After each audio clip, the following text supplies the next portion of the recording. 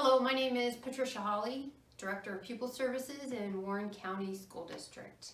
And today I'm going to give you an introduction to why and how an IEP is important in non-academic and extracurricular activities. The Individuals with Disability Education Act, IDEA, ensures that all children with disabilities are entitled to a free, appropriate public education in the least restrictive environment to meet their unique needs and prepare them for future education, employment, and independent living. IDEA also requires districts consider and provide supplementary aids and services detailed in an IEP so that children with disabilities can participate in extracurricular and non-academic activities, including athletic programming. There are 13 disability categories of exceptionality as defined by IDEA, which are autism, deaf-blindness, deafness, emotional disturbance, hearing impairment, intellectual disability, orthopedic impairment, other health impairment, specific learning disability, traumatic brain injury, visual impairment, including blindness, and multiple disabilities.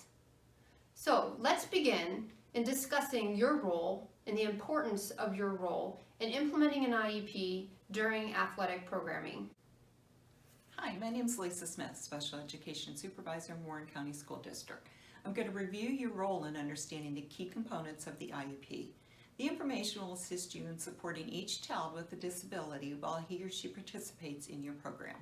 Every IEP includes a start and end date which defines the duration educational services must be implemented. Educational services include recent evaluation summary, related services, special education services, supplemental services the child receives. Section 1 of the IEP includes special considerations. The IEP team must consider before developing the IEP.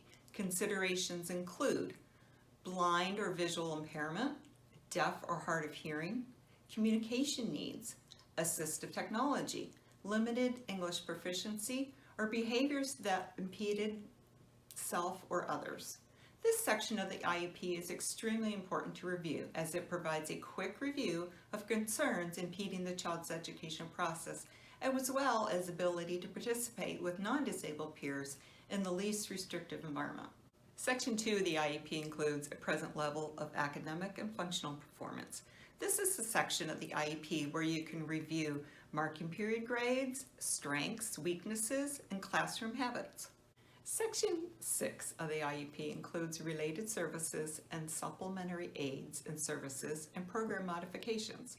The IDEA requires that IEP teams consider the use of supplementary aids and services to enable the child with disabilities to access not only regular classrooms and academic instruction, but also non-academic and extracurricular activities.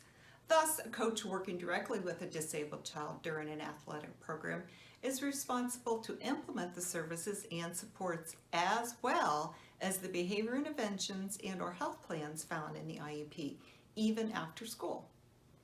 There are circumstances where the nature of many extracurricular and non-academic activities might not require the intensity of support that is required during the academic day. That, as we say in special education, is an IEP team decision. The answer will depend on the individual child, the demands of the extracurricular activity in question, and the availability of other supports during the activity that might serve that purpose. Hello, my name is Eric Lehman, Special Education Supervisor in the Warren County School District. Now that you've had a basic understanding for an IEP, let's review the importance of your role as a coach in implementing the IEP and supporting each child's access to participate in the Warren County School District athletic programming. Although the coach's primary role is to develop athletes, coaches also must accept the responsibility for understanding individual needs of disabled children, which includes communication with the principal, special education supervisor, and parent. The coach should help the parents understand how to best support their child's sport participation and what procedures and rules are expected. An excellent way to promote a child's ability to remain involved in athletic programming is for the coach to actively engage in the following strategies. Number 1, reviewing the IEP. Number 2, ensuring coaching staff understand their role in implementing services and supports in an IEP, including reviewing and implementing positive behavior support plan when included in an IEP. 3. Ensure parents understand the procedures and general rules related to their child's participation in your athletic program. 4. Communicate matters as they happen with the principal, special education supervisor, and parents, such as transportation concerns, communication needs, safety matters, attendance, and sportsmanship.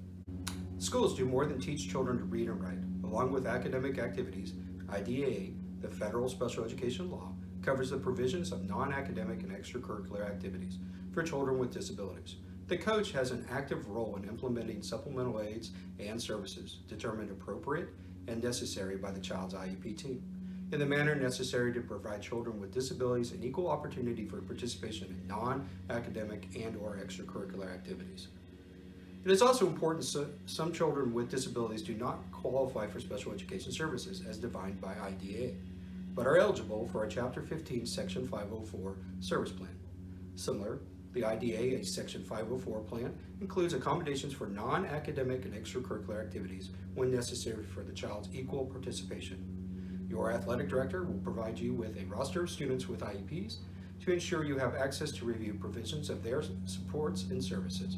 Remember, it is your responsibility to review provisions in an IEP or Chapter 15 service plan to ensure all children with disabilities have equal opportunity to participate in public school sponsored activities.